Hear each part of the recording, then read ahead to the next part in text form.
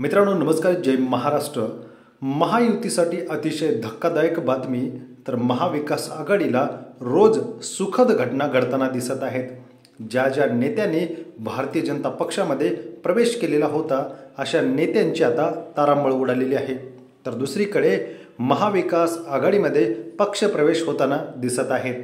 दिग्गज नेत्यांचा झालेला पराभव आणि लोकसभेला झालेला दारुण पराभव भारतीय जनता पक्षाला असा कसा पचवावा हा प्रश्न पडलेला असतानाच सध्या आउटगोईंग मात्र जोरदार सुरू आहे।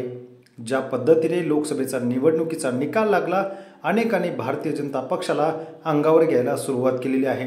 त्यात जवळचेच मित्र असतील किंवा मित्रपक्ष असतील त्यांनीही साथ सोडलेली आहे। उद्धव ठाकरे यांची शिवसेना संपवण्यासाठी निघालेल्या भारतीय जनता पक्षालाच आपला पक्ष आता सोडचिठ्ठी देणाऱ्यांची संख्या वाढताना दिसत आहे।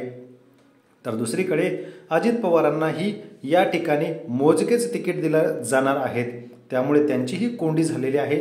तर दुसरीकडे आता आउटगोईंग सुरू झाल्याने आणि महाविकास आघाडीमध्ये जोरदार इनकमिंग सुरू आहे। बातमी आहे महत्त्वाची, बुलढाणा जिल्ह्यातून राजकीय भूकंप। माजी आमदार ध्रुपदराव सावळे यांनी आता घर वापसी करण्याचा निर्णय घेतलेला आहे। भारतीय जनता पक्षामध्ये 2015ला त्यांनी पक्ष प्रवेश केलेला आहे। ध्रुपदराव सावळे सरपंच, जिल्हा परिषद सदस्य आणि जिल्हा परिषद अध्यक्ष असल्यामुळे त्यांचा दांडगा जनसंपर्क सध्या त्यांच्या जिल्ह्यामध्ये आहे। त्यामुळे येणाऱ्या निवडणुकीमध्ये त्यांच्या जाण्याने भारतीय जनता पक्षाला मोठा धक्का बसणार आहे। ध्रुपदराव सावळे सध्या नाराज असून लवकरच ते घर वापसी करणार असल्याचं बोललं जातंय।